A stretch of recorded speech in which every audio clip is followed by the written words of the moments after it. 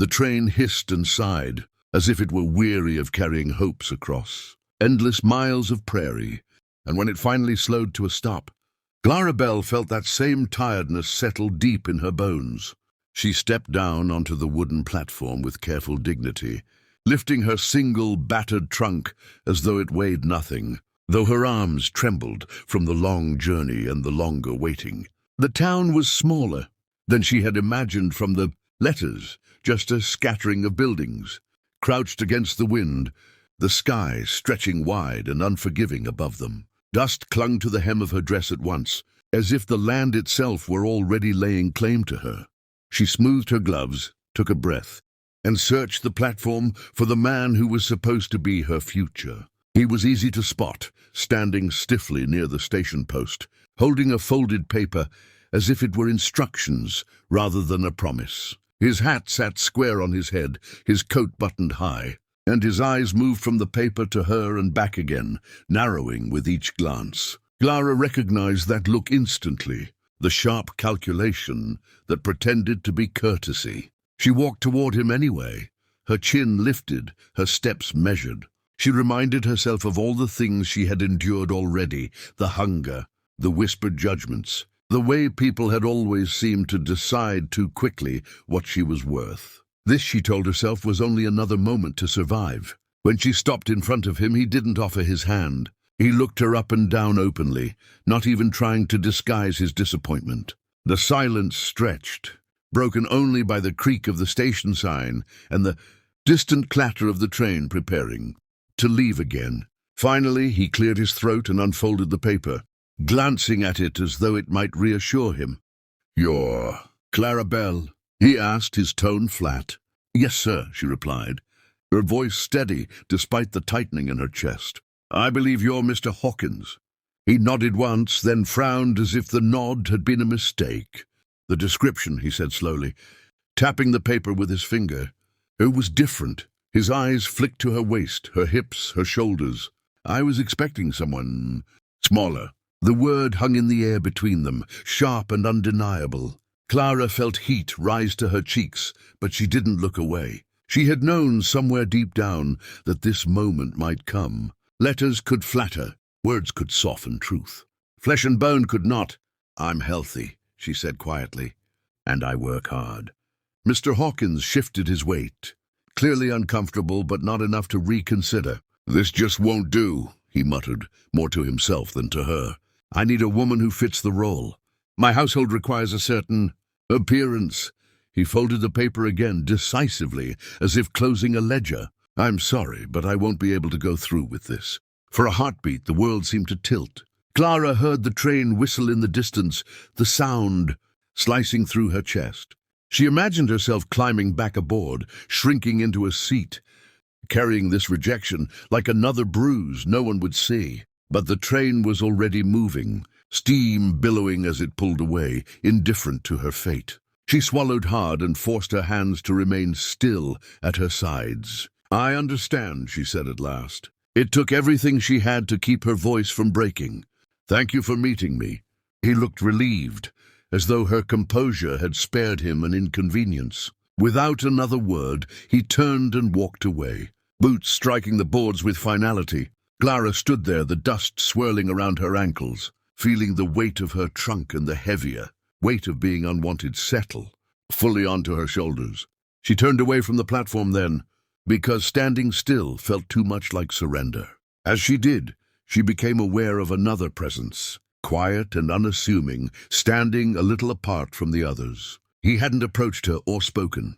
He simply watched, his posture relaxed, his hands resting loosely at his sides. He was tall, broad through the shoulders, his clothes worn but clean, his hat pushed back enough to reveal a face marked by sun and work. His eyes met hers, and for a moment Clara braced herself for another assessment, another silent judgment. But it didn't come. There was no narrowing of the eyes, no quick dismissal. Instead, his gaze was steady, thoughtful, as if he were seeing not just her shape, but the way she held herself. The effort it took to stand so straight in that moment.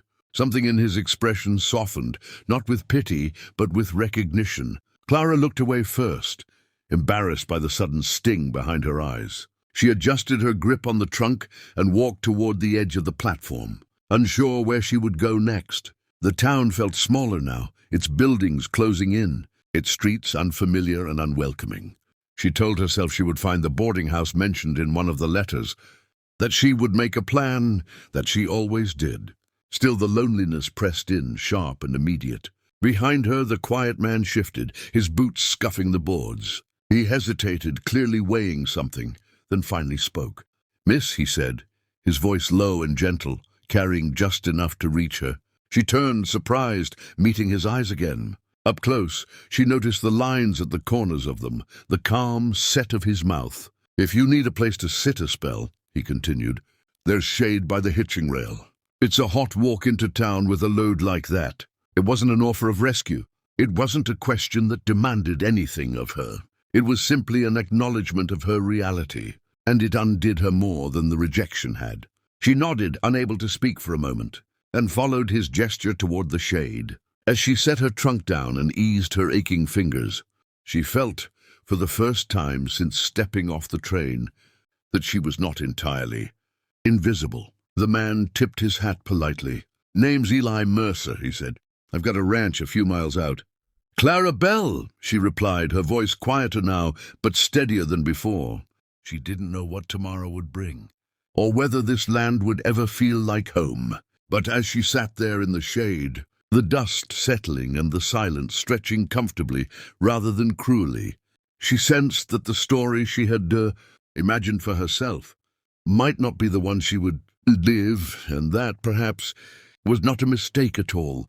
The sun was already sliding toward the horizon when Eli led Clara down the main road, his stride unhurried so she could keep pace. He walked beside her rather than ahead, giving her space without distance, and though he spoke little, his presence was steady enough to quiet the storm still churning inside her. The boarding house came into view at the edge of town, a sturdy but unremarkable building with a wide porch and rocking chairs that creaked in the evening breeze. Eli paused there, tipping his hat again, as if unsure whether to say more. Clara thanked him for the shade, for the small kindness of seeing her when others had looked away. She expected him to nod and leave, his role in her life finished as quietly as it had begun. Instead, he lingered. "You'll find decent supper inside," he said. "Mrs. Calder cooks enough for an army, and she don't take kindly to folks going hungry." He hesitated, and then added, "If you like, I could walk you back after." The simple offer caught her off guard. Clara smiled, a real smile this time, the kind that reached her eyes. "I'd like that," she said. And in that moment, something shifted, subtle but undeniable, like the first turn of a key in a long-locked door. Supper was plain but filling, stew thick with potatoes, bread warm from the oven, and Eli joined her at the long table without ceremony. He ate slowly, listening as Clara spoke of her journey, of the letters that had promised a new life and the abrupt ending that had followed. She did not soften the truth, nor did she dwell on it.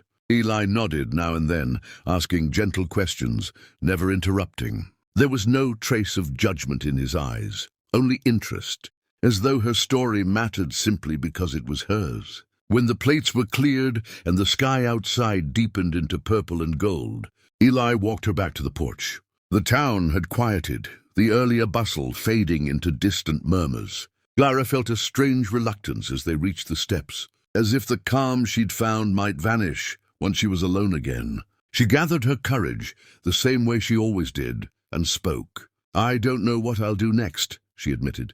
"I didn't plan for this." Eli considered her for a long moment, his brow furrowing slightly. "I've got work," he said finally. "Not easy work, but honest. My ranch could use another pair of capable hands. You'd be paid fair, and you'd have a roof over your head. No obligations beyond that." The words settled between them, heavy with possibility. Clara searched his face for signs of pity or expectation and found none. He wasn't offering her a solution to a problem. He was offering her a choice. "I can work," she said quietly. "I'm not afraid of hard days."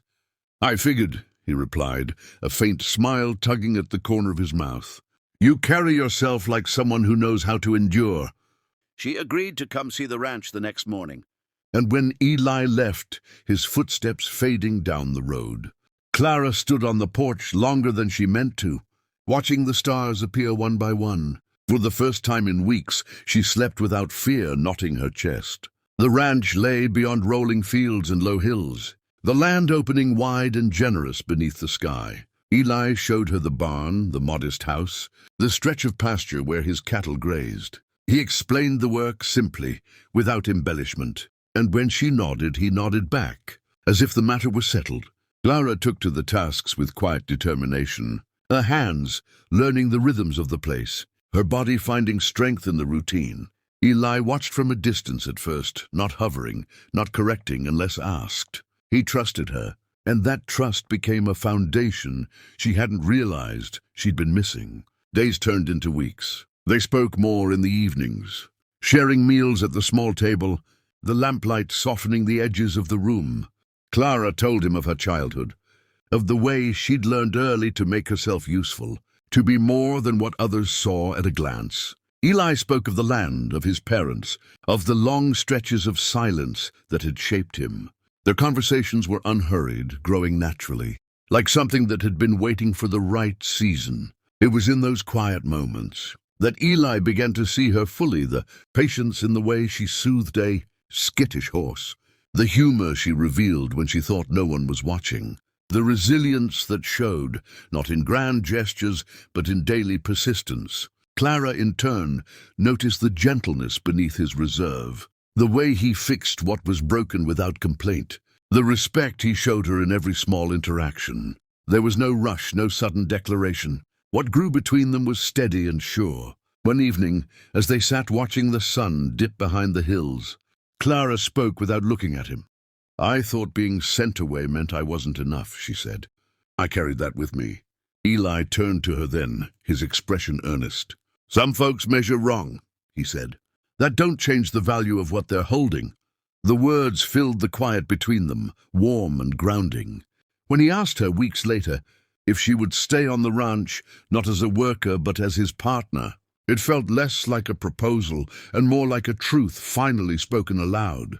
Clara said yes without hesitation, not because she needed saving, but because she had found a place where she was seen, chosen, and cherished. And in that choice, both of them found something they had not been searching for, but had needed all the same. A shared life built not on expectation, but on understanding, respect, and a love that recognized real worth the moment it stood before them.